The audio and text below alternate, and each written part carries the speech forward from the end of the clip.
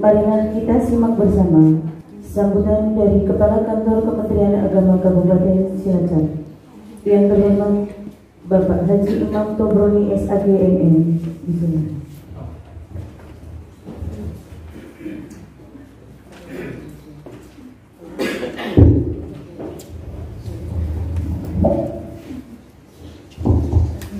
Assalamualaikum warahmatullahi wabarakatuh.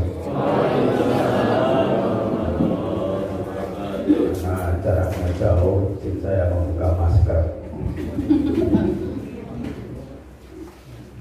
Bismillah, alhamdulillah, alhamdulillah. Wassalatu wassalamu ala rasulillah wa ala alihi wa sahbihi wa mawala. La haula wala quwwata illa billah, amma ba'du. Yang saya hormati, saya muliakan para sepuh, wabil khusus Ketua Komite Kabupaten Negeri 2 Cilacap yang memberikan semangat pada kita semua, Pak Amdi, Sarjana Ekonomi.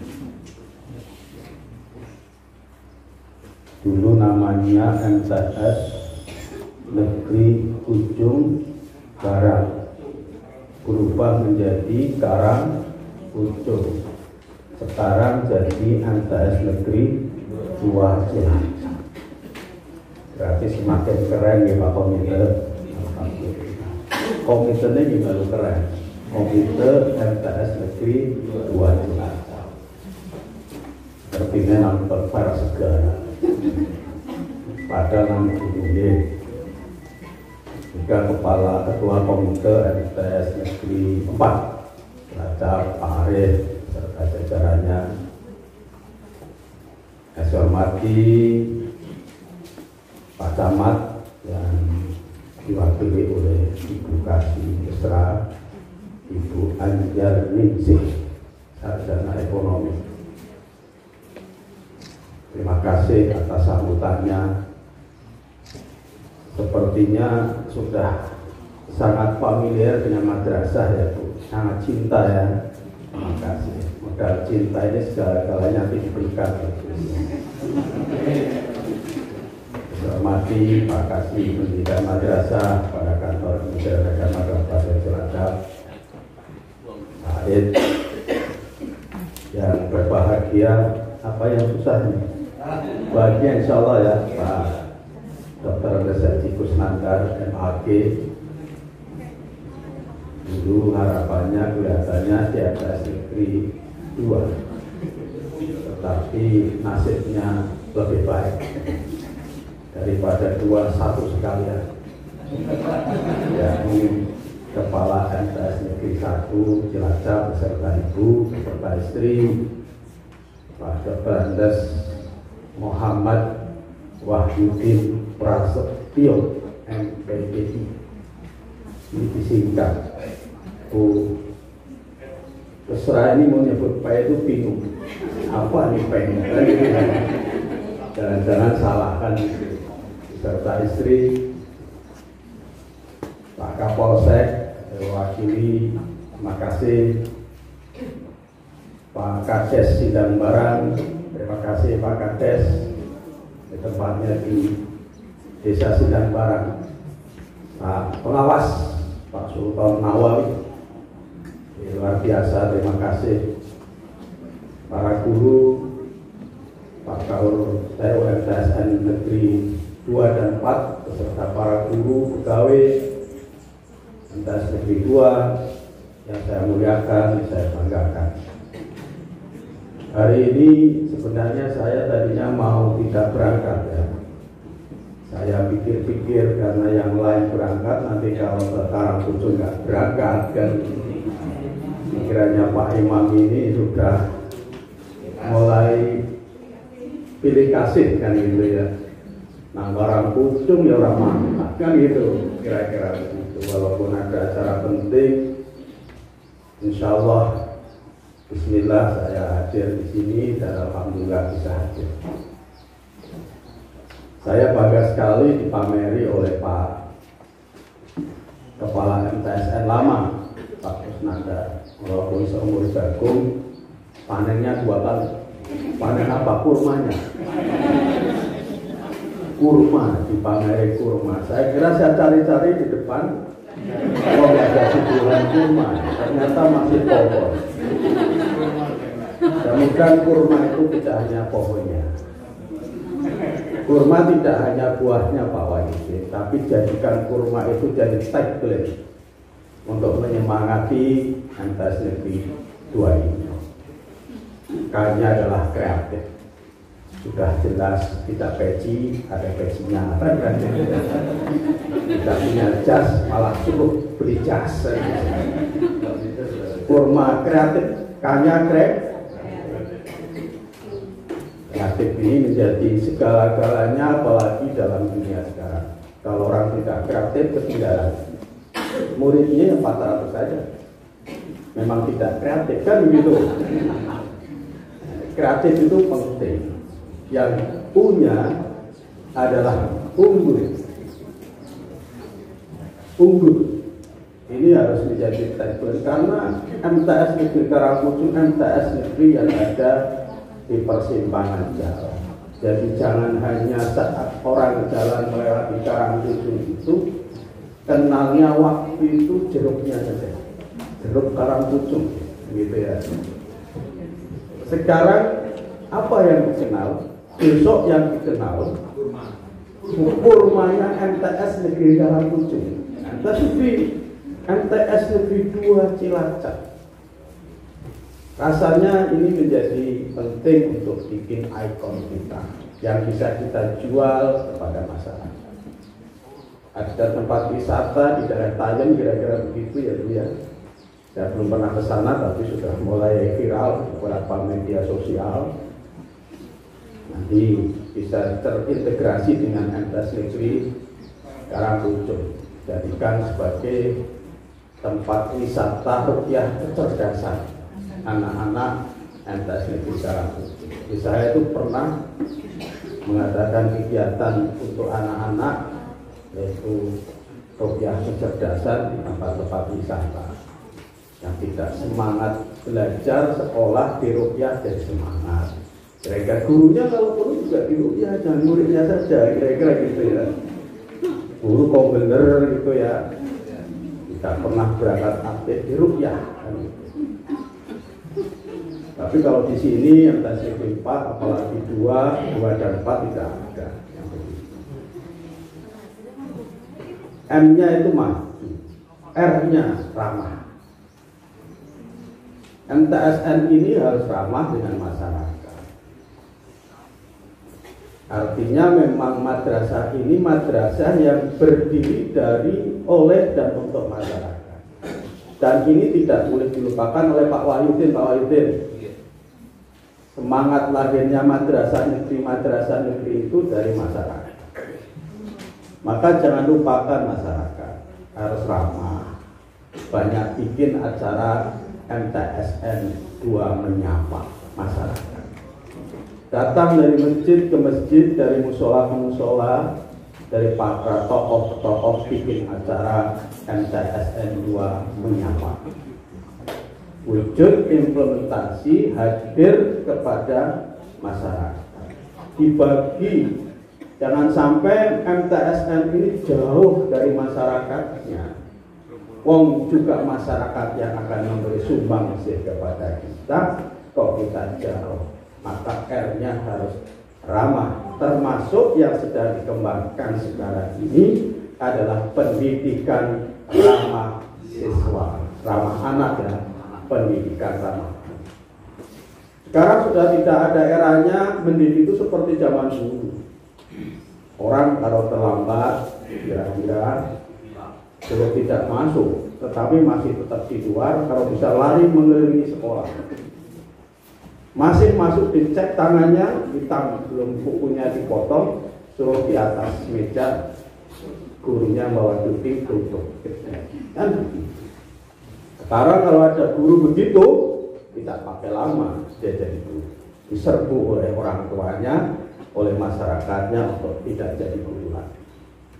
Pendidikan kita sekarang pendidikan yang mengembangkan semangat merdeka belajar, semangat demokratisasi dalam kegiatan belajar mengajar, menempatkan anak sebagai subjek pembelajaran, bukan tong kosong yang tidak ada isinya. Ini adalah ramah kepada anak-anak kita, apalagi kita hidup di zaman IT. IT itu kan Imam Tobroni ya, informasi teknologi.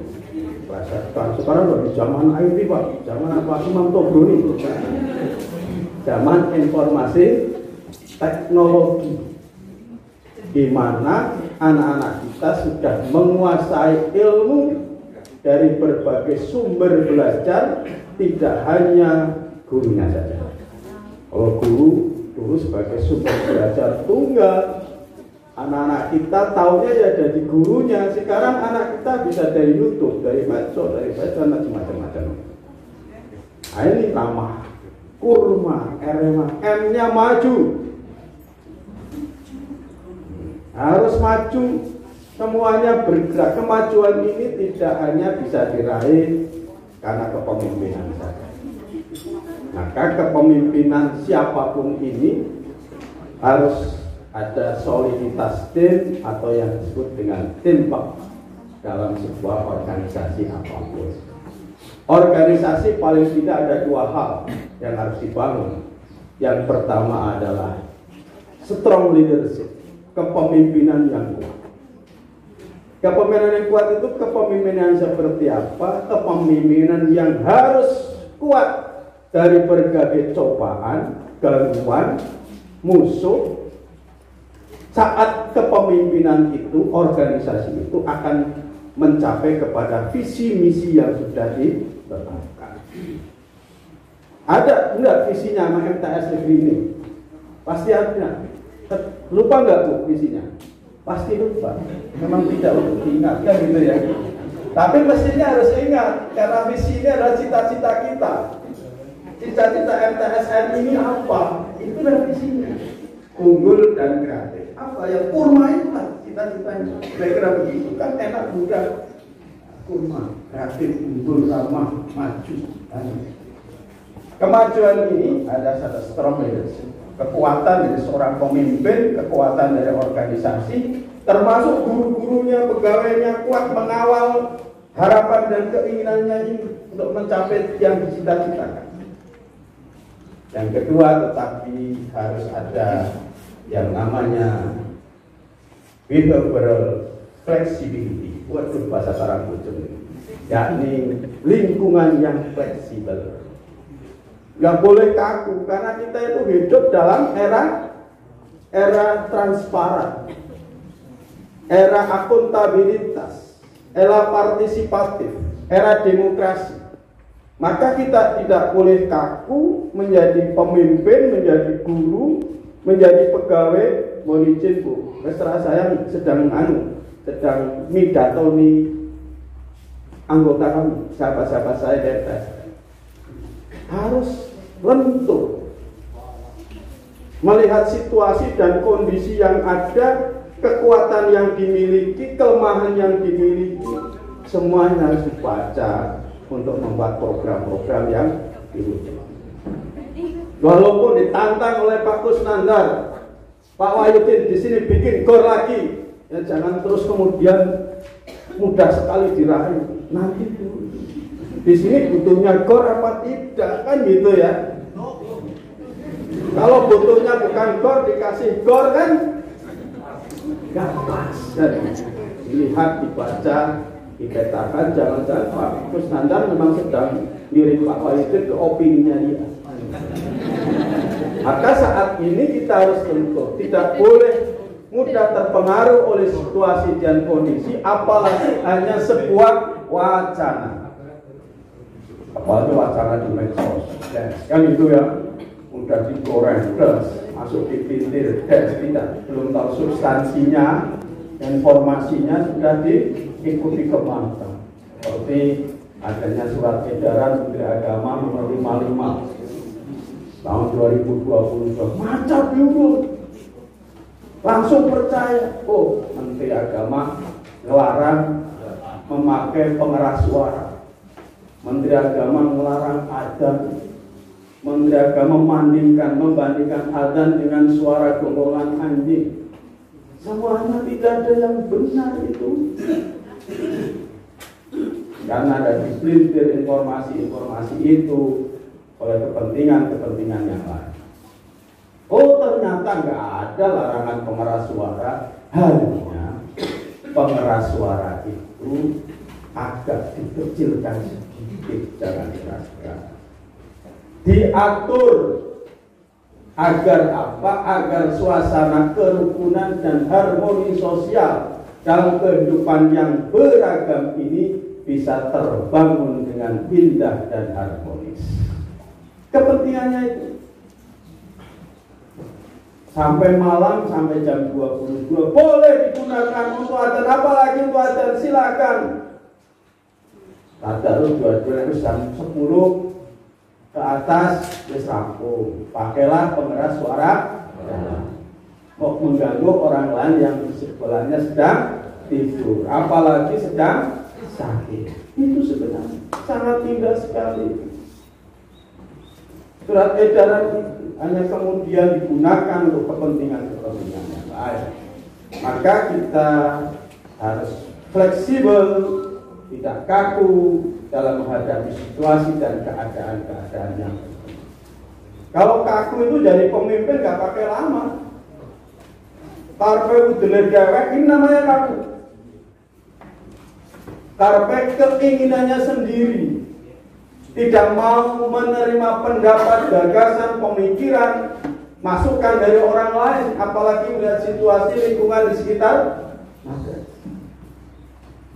Maka kemajuan ini harus kita raih. Maju dalam banyak aspek. Yang lebih dipentingkan adalah maju guru-gurunya. Karena pendidikan itu utamanya ada para gurunya, bukan pada gedung yang tinggi, megah, menjulang, tidak. Gedungnya megah, tinggi, menjulang, bertebaran di mana-mana, tetapi gurunya inkompeten, tidak punya kompetensi untuk mengajar, tidak memiliki kemampuan, kemauan untuk belajar, mengajar, ya apalah sebuah gedung. Tidak punya arti. Gedungnya menjulang tinggi, gurune kon mulang ora semangat, nek kon mulang prinsipe sing penting nek ora bisa mangkat gasik balik gasik. Kan kata Pak Dirjen Muhammad Ali itu ada dua tadi, yaitu gurunya. Maka forum-forum yang memberikan kesempatan kepada guru untuk belajar, meningkatkan kompetensinya ini saya harapkan lebih ditingkatkan untuk guru ini kemudian menjadikan murid-muridnya berprestasi. Yang kedua adalah muridnya, gurunya dulu, yang kedua adalah murid. Yang lain nanti mengikuti. Murid ini semangat gurunya luar biasa. Kalau muridnya suruh mangkat berangkat belajar aja nggak mau, harus ada motivasi belajar ya anak-anak. Carikan forum, apakah S2 atau apa, pelatihan S dan seterusnya terus untuk yang berfungsi untuk memotivasi anak-anak kita belajar. Kurma, malah ceritanya kurma ya. Yang A adalah aspiratif, maju, dan yang A adalah aspiratif. Kita tidak berada dalam seperti katak dalam tempurung. Walaupun tadi disebut oleh Pak Ketua Komite, madrasah ini madrasah yang mewah, mepet sawah, kanan kiri sawah, tetapi gunakanlah media digital ini untuk membangun jejaring aspirasi kepada orang lain. Untuk banyak menerima masukan kepada orang lain. Tidak ada masukan, kritik, dan pengaduan sekalipun yang bersifat konstruktif dan berguna untuk memajukan madrasah ini adalah sesuatu yang sangat berarti, bernilai, dan berharga. Maka aspiratif Madrasah ini perlu membangun kolaborasi. Ini artinya aspirasi sekarang membangun kolaborasi dengan banyak pihak. Saya melihat suasana ini sudah suasana kolaboratif. Hadir Ibu Forkompim Camat yang mewakili Pak Camat, Pak Kades hadir, Komite hadir, Pak Kapolsek hadir, Puskesmas hadir. Stakeholder ini untuk dibangun yang namanya dari PSN, peran serta masyarakat yang tinggi untuk mendukung program-program madrasah. Bersinergi dengan Pak Kades untuk kampanye madrasah, bersinergi dengan Bu Camat untuk pengembangan penguatan administrasi pendidikan, berkolaborasi dengan siapapun, termasuk berkolaborasi dengan komite madrasah. Seandainya ada wali murid yang jadi bidan atau bekerja di dinas kesehatan, undang sekali-kali untuk mengajari anak kita tentang bagaimana merawat diri menjadi orang yang sehat. Jangan dipaksakan guru sarjana agama mengajari kesehatan anak-anaknya. Lebih baik undang wali murid untuk menjadi guru di sini, mengajari yang mereka punya kompetensi yang sungguh-sungguh. Sekaligus menjalin komunikasi, sekaligus gratis, mereka juga bangga dan senang diorangkan oleh madrasah.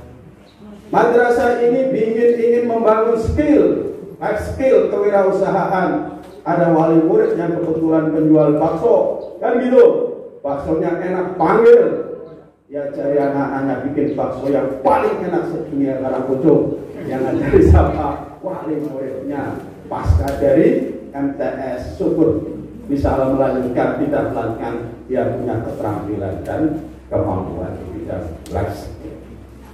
Gak usah gurunya bikin acara prakarya suruh masak-masak. Gurunya aja gak paham tentang masak, paling-paling download dari Google, gak pernah mempraktekkan, memaksakan diri ngajari bikin bakso. Undang aja orang lain. Ini sekaligus namanya menjadi networking, jejaring dengan berbagai pihak untuk berkolaborasi membesarkan MTS ini. Siapapun hadir di MTS Negeri Karangpojok ini, MTS Negeri 2 ini, dan saatnya akan bersama-sama menjadikan madrasah ini semakin mandiri dan berprestasi.